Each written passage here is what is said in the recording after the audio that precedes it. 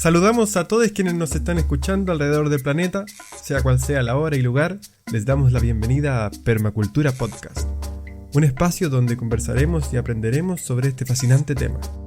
Bienvenidos y bienvenidas a este podcast. Este es un podcast para viajar por el mundo de la permacultura, por sus territorios, por sus enseñanzas y por varias características que tienen para permitirnos forjar un mundo nuevo. Soy Marcos Toscano y les hablo desde Quito, Ecuador. Y yo soy Pablo Llambías desde Chile. Y esto es Permacultura Podcast. Bienvenidas a todas y todos a esta nueva conversación permacultural que tenemos semana a semana junto a Marcos Toscano. ¿Qué tal, Marcos? Hola Pablo, hola con todas y todos. Estamos aquí en nuestro último capítulo de este increíble libro que hemos estado ahí dándole la vuelta. Y nada, estoy como muy gustoso de hacer el cierre con ustedes. Sí, ¿no? Lindo ciclo de 12 semanas que hemos dedicado al estudio de los principios de diseño propuestos en este hermoso libro. Principios que nos parece muy importante estudiar e interiorizar para obtener mejores respuestas a la hora del diseño propiamente tal. Como ya comentaba Marcos, hoy nos toca conversar sobre el último principio, el número 12, que se enuncia así: usa y responde creativamente al cambio. La visión no es ver las cosas como son, sino como serán. Quisiera comenzar con una palabra que, según el señor Buda, es la máxima ley universal. Esta palabra es Anicca, que en sánscrito quiere decir que nada es permanente. Y es justamente esta no permanencia, este constante cambio, el que tenemos que enfrentar creativamente.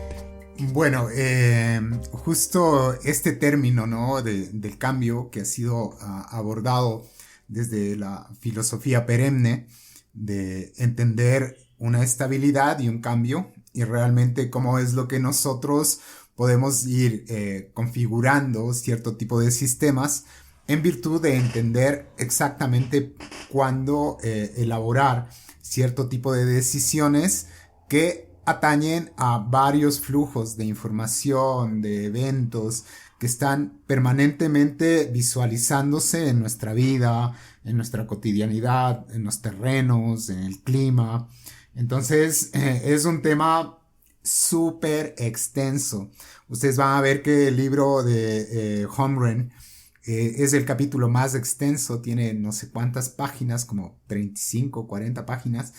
Y claro, es como bastante conmovedor mirar que nosotros no, como vivimos por lo general mecánicamente, no logramos ver los patrones específicos que nos señalan estos cambios. Entonces, la idea es un poco hacer uso del cambio de una forma deliberada y creativa para adaptarnos a los cambios permanentes que son fuerzas que están, por lo general, dentro del ambiente, están aún dentro de nosotros, aspectos inconscientes, y claro, la idea es cómo nosotros podemos influenciar de alguna manera en estos procesos. Dentro de la permacultura, lo más evidente para entender el cambio es la sucesión ecológica, ¿no?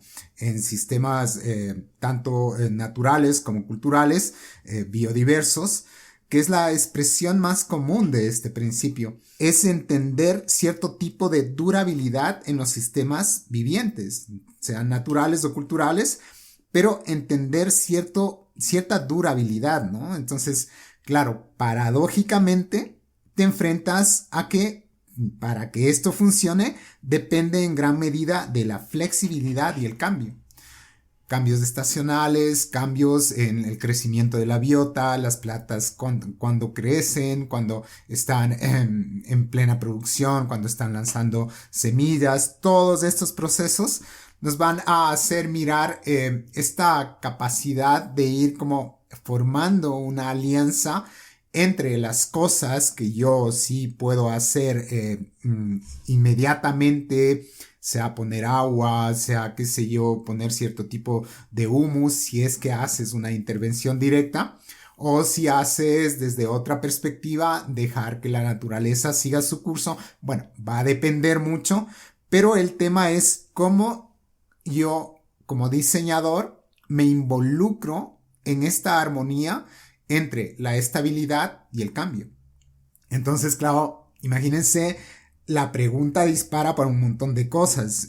Solo miremos el pequeño elemento que él pone, David Humroy, ¿no? La mariposa, que proviene de una oruga. Es un cambio bastante deseado, no es un cambio amenazador, sino que es un cambio que está permanentemente fluyendo y estableciéndose en virtud de una evolución. Entonces, ¿cómo nosotros nos adaptamos a los cambios que están permanentemente ejecutándose tanto en el orden natural como en el orden cultural? Eso es lo que vamos a abordar el día de hoy. Chúngale, sí. Haremos el intento al menos. La verdad es que este tema abarca muchos elementos. Imposible conversarlos todos. Pero viéndolo desde la permacultura, mencionabas la flexibilidad como fundamental, y en el libro se menciona también la palabra resiliencia como clave para enfrentar estos cambios permanentes. Cuando nosotros intervenimos en un sistema del cual nosotros tenemos cierta influencia en el diseño o el manejo, sea una granja, las huertas, qué sé yo, los negocios, la casa, cómo diseñamos, siempre nos vamos a enfrentar a cambios. Esto refleja cierto tipo de poder y relaciones que nosotros tenemos con el sistema. ¿Qué relaciones? Por ejemplo, en el cambio estacional de verano a invierno o de invierno a verano, siempre aparece un montón de plagas. Entonces, claro, la gente se asusta. De una se asusta y empieza a querer matar directamente a la plaga y etcétera, sin entender el patrón estacional que se está aconteciendo. Entonces, para lograr entender, nosotros tenemos que tomar decisiones. Esta capacidad de tomar una decisión depende de las relaciones que yo tengo justo en la comprensión de lo que yo tengo como elementos. Elementos que me van a cooperar en la decisión que yo he tomado en esta fecha que empezamos de invierno. Yo voy a sembrar tuberosos y granos, ¿sí? Gramíneas. Viene el verano y de pronto yo voy a sembrar tomates. ¿Sí ves?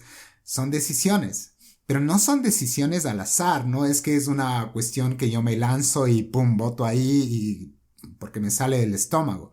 No, es porque yo ya tengo un carácter de observador para mirar qué es lo que fluye con respecto a las energías y ahí poco a poco nos vamos moviendo a la comprensión de estos patrones donde la entropía hace un papel fundamental. Entonces, el diseño permacultural como una forma de cambio, ustedes pueden ver que hay varios factores externos que nosotros vamos a tener que enfrentar que están en la naturaleza, tanto a nivel físico, biótico, químico, que siempre nos van a remitir a un cambio personal.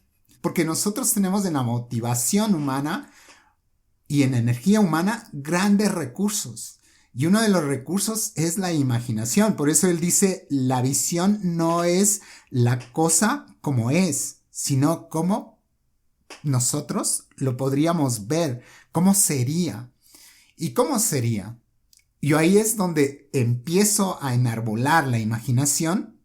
Einstein habla de esto muchísimo.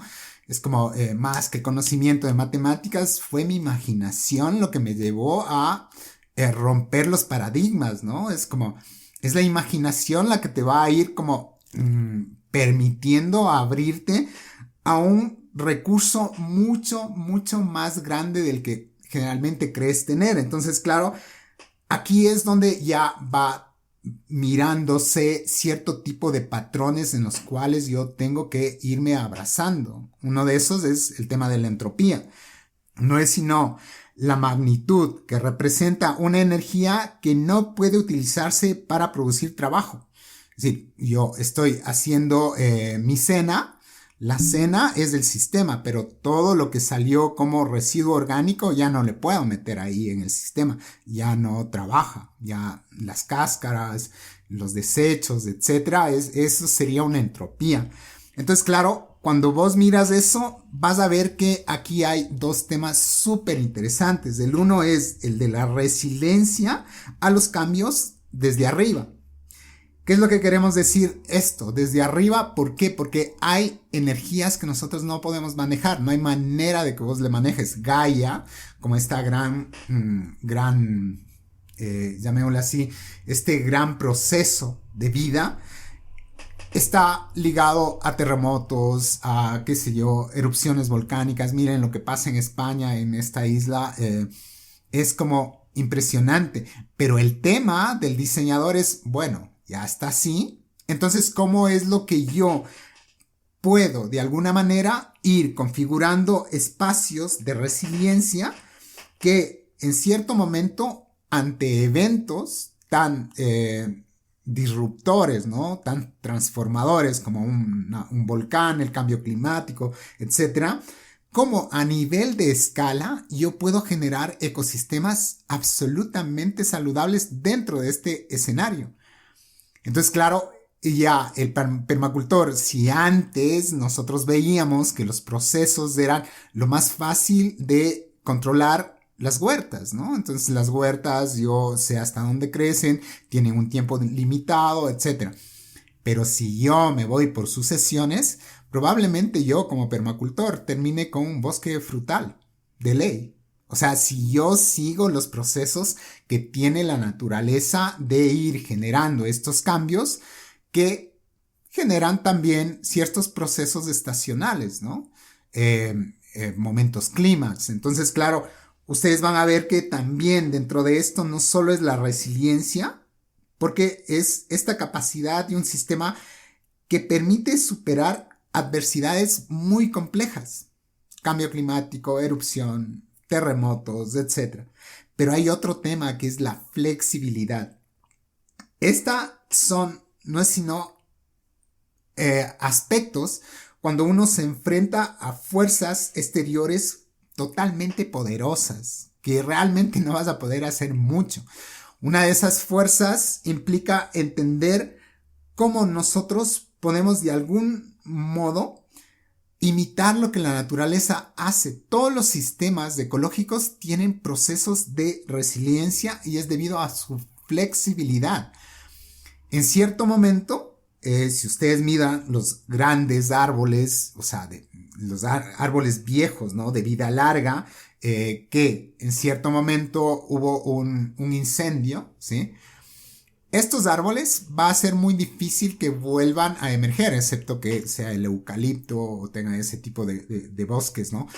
Pero por lo general hay tanta flexibilidad en el proceso sucesional que a partir de esta energía, ¿no es cierto? De esta energía que entra disruptiva a permitirnos que nosotros de alguna manera hagamos que estas disrupciones vayan reemplazando poco a poco estados que vuelvan a darle la misma capacidad ecológica que antes tenía. Producción de agua, producción de nichos, producción de microorganismos, todo lo que tiene que ver, por lo tanto, con la alimentación, y etcétera, etcétera.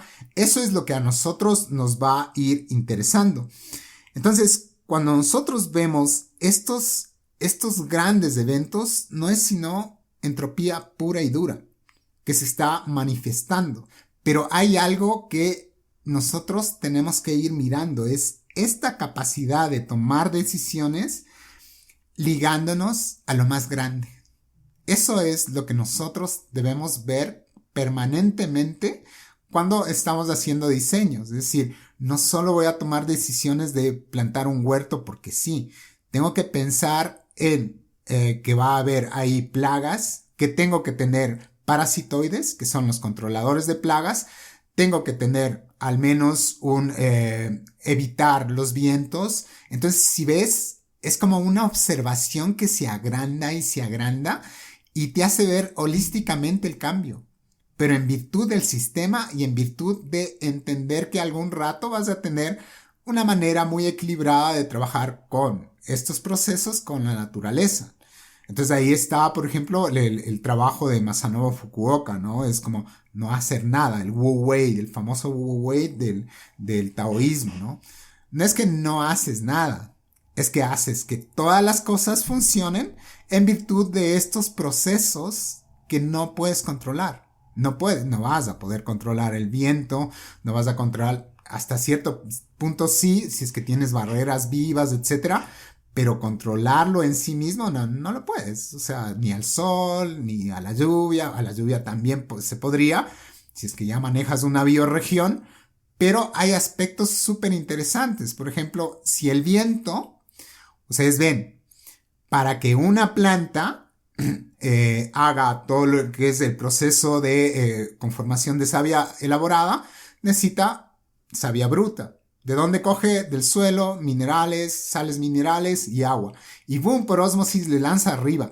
Pero entonces empieza a haber una exudación en las hojas y el viento lo que puede producir es una neblina. ¿Qué es la neblina? No es sino sales minerales que pueden alimentar a tu huerto, ¿sí ves? Entonces, ¿dónde cojo yo y pongo y conecto las cosas? De eso vamos a hablar en la próxima encuentro, de qué es el diseño en sí mismo, pero lo interesante es que todo permanentemente está cambiando, todo está, entonces, ¿cómo yo hago? ¿Cómo yo observo? Y ahí el papel de la observación es súper, hiper clave. Pero la observación pasa nuevamente por observarnos a nosotros mismos y nuestros modos de vida, ¿no? Ahorita nos han quitado los sueños, el que menos no le interesa, ya nos vamos a morir y ya finalmente ya que se acabe esta vaina y ya no me importa. Pero resulta que lo que se está diciendo es que no, es una mala actitud. Lo interesante es seguir permanentemente a pesar de estos procesos con la naturaleza. Y ella nos está hablando de otras maneras de vivir, ¿no? Entonces es como todos estos procesos entrópicos que entran a conformar hasta mi vida diaria, como yo me concibo a mí mismo y como yo concibo un territorio, es un proceso fantástico. Bueno, tenemos estas dos claves, la flexibilidad y la resiliencia para posicionarnos frente al cambio. Nos interesa en particular en la permacultura los procesos de recuperación, procesos regenerativos de biota, también de suelo, base de la vida y hoy por hoy tan maltratado, ¿no? Como ya mencionabas, estos procesos regenerativos siguen etapas de sucesión ecológica. ¿Cómo se va dando esta sucesión y qué papel juega la entropía en este desarrollo? Sí, justo por este tema mismo que nosotros estamos enfrentando, una entropía que hemos dicho que es esta energía que emerge como decadencia, como flujos que se van perdiendo, que ya no pueden entrar dentro de un sistema, nosotros vamos a ver que todo está conectado, al menos en sistemas cerrados, como parcialmente cerrados, como Gaia, ¿no? Son procesos que se van articulando, lo que hay un trabajo exquisito, por ejemplo, de Ernest Gosch, con todo lo que tiene que ver con sintropía, es demostrar que esta entropía no necesariamente es mala. Entonces, claro, ahí los procesos de poda son bastante intensos. ¿Qué estás haciendo cuando haces poda? Simplemente generando entropía. Es decir, ya no es del sistema, ya no es del árbol. Ya dejó de ser eso, pero ¿qué pasa a ser? Cadenas de carbono, cadenas de nitrógeno, un montón de posibilidades de generación de aminoácidos para que las plantas que están siendo acumuladoras de este proceso, entonces tengan la posibilidad de un mejor crecimiento. Y cuando nosotros hablamos de este tipo de modelos de asimismo, sea resilientes, flexibles, trabajando con la entropía, vamos a mirar cómo los modelos ecológicos de sucesión, sobre todo cuando uno está viendo, haciendo diseño de paisaje, hay siempre alguna perturbación, sea porque hubo mucha lluvia, hubo deslaves, hubo lo que sea, hubo un incendio, hay perturbación. Pero en la perturbación es donde empieza el proceso. Una de las perturbaciones gravísimas es el uso de los agrotóxicos. Es una perturbación impresionante. La arrogancia humana es que no tiene visos. Hay una parte muy, muy interesante que a mí me pareció como fundamental, ¿no? Entender que es esa misma imaginación, pero puesta del lado así del ego, la que está destruyendo todo. Nuestras necesidades están basadas en ámbitos totalmente egoístas, o sea, no nos damos cuenta de qué es lo que pasa con los microorganismos, con los ríos, ¿no? Nos vale 3 carajos. El tema es que sí nos interese. ¿Por qué? Porque está en juego nuestra propia sobrevivencia. Porque si no cuidamos del sistema, muy difícil que los elementos se cuiden, ¿no? Y es ahí donde vos ves que en estos procesos de perturbación, cuando hablamos de modelos ecológicos en sucesión, la biomasa por lo general baja, y lo mismo sucede con el humus, baja la cantidad. Entonces ahí es donde el proceso sucesional tiene que ir enlazado con el tema del diseño. ¿Qué es lo que yo voy a hacer en este pobre terreno que le han metido tóxicos a granel? ¿Y cómo es lo que yo voy a mejorar la presencia de biotas? Por lo tanto, biomasa, el mejor contenido de humus, mejor resiliencia, mayor diversidad, hasta que llegue al clímax. Cuando ya llega al clímax, pierde diversidad. Pero en el proceso, para llegar a una, llamémoslo así, un proceso más equilibrado, resultó que necesitó muchos cambios. Necesitó que haya plantas pioneras que vayan trabajando el suelo, que vayan metiendo microorganismos en asociación, que haya mayor cooperación. Cuando vos ves procesos realmente regenerativos, estás trabajando con algo que sí puedes. Conoces el sistema y conoces la manera de cooperar con el propio sistema. No es algo que haces por hacer, ¿no? Aquí voy a poner una piscina natural y aquí voy a poner un invernadero. No. Los elementos trabajan dentro de la permacultura en relaciones biounívocas y por lo tanto haciendo sinergias y haciendo que el trabajo sintrópico y entrópico estén permanentemente reciclándose en tu propio terreno. Y esa es la fascinante mirada que nos da este libro, ¿no? Es como mirar y entender más que este libro, la permacultura en sí mismo, y ni siquiera la permacultura, la naturaleza en sí mismo, nos hace comprender que el proceso de resiliencia está en todos los paisajes. Todos los sistemas vivos, excepto el más vivísimo, el ser humano, no lo tiene. El ser humano no logra entender la resiliencia, porque eso va a llegar a configurar tu individualidad, ya no como una individualidad aislada, arrojada, dominada por el medio, no, sino como parte del medio. Entonces ya tu individualidad se agranda, ¿no? Yo soy Gaia. Decir eso suena medio loco, pero es que es eso. Si no comprendes eso, no comprendes esta faceta del amor, ¿no? O sea, que no es del amor romántico, estamos hablando del amor, que el que conduce estos procesos, y eso hablan la mayoría de ecólogos, los de la buena onda, ¿no? Qué sé yo, agricultores, todos ellos te hablan de esta necesidad de que nosotros comprendamos el sistema mayor en estos flujos de pérdida, ganancia, inputs, outputs, estabilidad, cambio. Todo eso son procesos, ¿no? Procesos complejos que de alguna manera se simplifican cuando se comprende la conexión de todo lo existente.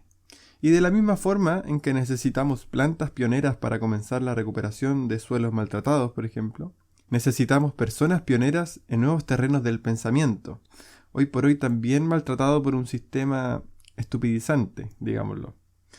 Personas y direcciones pioneras hacia una nueva humanidad. Con respecto a eso, por ejemplo, en mi caso, yo soy el resultado de un curso de permacultura que vino a dar Bill Mollison, el segundo curso internacional que vino a dar aquí en Ecuador. Soy uno de los permacultores más viejos, pero aquí hay temas muy interesantes porque el pionero, ¿sí?, es el que abre las condiciones, pero ahí Dragon Dreaming es súper, hiper claro. O sea, los pioneros tienen la onda de que los otros no van a poder hacer como yo porque no tienen la experiencia, porque no saben, porque miles de porqués. ¿Qué es lo que te dice Dragon Dreaming? Dragon Dreaming es súper concreto. El soñador tiene que entregar el sueño a la comunidad. O sea, el soñador es el que dice, miren comunidad, logré esto, pero ya yo solo no puedo hacerlo. Entonces necesito entregarle a la ciudad, al barrio, a la comunidad, a la aldea, a lo que quiera, el sueño, para que se vuelva sueño de todos. Porque de no te quedas en esa onda de my precious y es mío y yo y la idea de la propiedad y que no sé qué y claro, esa onda así narcisista que quieres que solo vos puedes vivir de esa manera pero los otros no. Entonces claro, te enfrentas a situaciones muy complejas. Entonces la permacultura tiene esa dinámica basada en metodologías súper prácticas y entre esas Dragon Dreaming creo que es una de las que te permite los modelos de estabilidad y cambio permanentes, ¿no? Es un auscultar el sueño más que los primeros que hicieron o los segundos o los que vienen. Es como logras dejar el sueño, ¿no? El sueño va permanentemente permeando a cada una de las facetas que entran a trabajar dentro del proyecto. Oye Marcos, así cortito, ¿podrías explicar qué es Dragon Dreaming para las personas que no saben de qué se trata? Dragon Dreaming es una metodología de proyectos, sobre todo para proyectos regenerativos como la permacultura, que a su momento vamos a tener que hablar porque es fascinante, es como una metodología impresionante, increíble. Para mirar esto hay un videíto que se llama Atrévete a soñar. Búscale en el Google así, Atrévete a soñar y míralo. Eso es Dragon Dreaming. Es como súper interesante de que nosotros, este capítulo yo lo resumiría a nivel personal en sé el cambio que quieres ver en el mundo. Tú. No esperes cambiar el mundo. Sé tú el cambio que quieres ver en el mundo. No esperes que el gobierno de derecha, de izquierda, de centro, de lo que sea. No esperes eso. Sé tú mismo. Y eso implica ir reconociendo que nosotros somos los forjadores de nuestro mundo, de nuestro destino. Si no, estamos jodidos. Si vamos a esperar a El Salvador, eso no va a suceder. El Salvador eres vos mismo y te empodera tu sueño, te da esa voluntad, esa motivación de trabajar, porque vas a ir encontrando un montón de escenarios que son fascinantes y el Dragon Dreaming lo que te permite no es solo el Dragon Dreaming, ojo, ¿no? Porque también es metodologías ágiles, qué sé yo, el Work Cafés, dinámicas que están en sociocracia. Todas esas dinámicas son parte de la permacultura como elementos que te ayudan a entender la estabilidad y los cambios que suceden en cada uno de los proyectos, sobre todo con la gente, ¿no? Permítame agregar, junto a la frase de sé el cambio que quieres ver en el mundo, una frase de Silo, hermoso maestro de los Andes, que dice: ama la realidad que construyes. ¡Qué maravilla! Maravilloso. Comenzaríamos a vivir de otra manera si lográsemos amar la realidad que construimos. Quisiera rápidamente rescatar del tema de los pioneros culturales, si se puede decir, dejando de lado, por supuesto, ese grupo de pioneros ególatras, la tremenda importancia que tienen las personas que nos muestran otras formas de ver el mundo y que nos ayudan a dar un paso más en una dirección más evolutiva. En este sentido, me parece importante destacar la fuerza de las personas que sostienen una bandera de lucha disidente. Mujeres y hombres que han instalado el tema del feminismo en la mesa, del ambientalismo, por supuesto, del uso y maltrato animal y sus nefastas consecuencias. Todos temas que nos conducen hacia una sociedad más resiliente, no solo con nuestra misma especie, sino con todo este sistema planetario del que somos parte. Y el mayor cambio y desafío que tenemos en las próximas décadas, no solo como permacultores, sino como humanidad, es sin duda el cambio climático, que no sabemos exactamente cómo se va a ir dando en las distintas regiones del mundo y nos plantea una problemática bastante compleja a la hora de diseñar. Lo que pasa es que ese tema es tan complejo que realmente habría cabida para unos 3 o 4 podcasts. Es cierto, más encima se nos está yendo el capítulo. Es que es tan complejo porque lo puedes ligar a miles de aspectos que están aconteciendo en este momento, aquí como humanidad, ¿no? Entonces... Sí, no da para hoy, parece. Quizás da para un podcast completo especializado en esto, ¿no? Realmente no alcanzamos a tratarlo en solo unos minutos. Pero ya que lo mencionamos, nos comprometemos a dedicarle al menos un capítulo completo a este tema tan importante para el futuro. Y claro, y del papel que juega la permacultura para enfrentar esta situación. ¿Te parece, Marcos? Sí, porque sí es un tema crucial que todo el mundo deberíamos saber de qué se trata, de qué estamos hablando. Bueno, ya estamos terminando el capítulo de hoy. ¿Quisieras agregar algo más? Pues para mí es esto, ¿no? Que esta capacidad que nosotros tenemos de comprender holísticamente la totalidad es lo que nos va a permitir a nosotros ir generando caminos que nos permitan enfrentar las grandes disrupciones que nos vienen encima. Y un permacultor tiene que estar ligado a ese gran evento que muchos le llaman amor, ¿no? No es sino la comprensión de la totalidad. Eso es amor. La comprensión de la totalidad. Y si es que estamos ligados a eso, vamos a poder efectivamente entender los cambios, ¿no? Bueno, ahí está el trabajo entonces. A poner nuestra intención y esfuerzo en conectar con la totalidad que somos nosotros mismos y encontrarnos con este amor con mayúscula, digamos. Bueno, agradecemos a todos quienes nos escuchan. Este trabajo es para ustedes. Como siempre, los invitamos a que nos sigan tanto en redes sociales como en Spotify. Nos encuentran siempre como Permacultura Podcast, para que no se pierdan ningún capítulo de esta escuela sonora. También les recordamos que tenemos una nueva página en Patreon, donde pueden hacer aportes económicos para que este proyecto continúe en el tiempo. Dejaremos en la descripción del capítulo un enlace directo a la página en Patreon, así que si les gusta este trabajo, quedan cordialmente invitados a hacer sus aportes para que siga creciendo esta escuela sonora. Sí, gracias a todos y todas que nos escuchan, y si pueden colaborarnos de esta manera sería fantástico, porque esto puede ir bastante largo, mucho va a depender de su apoyo.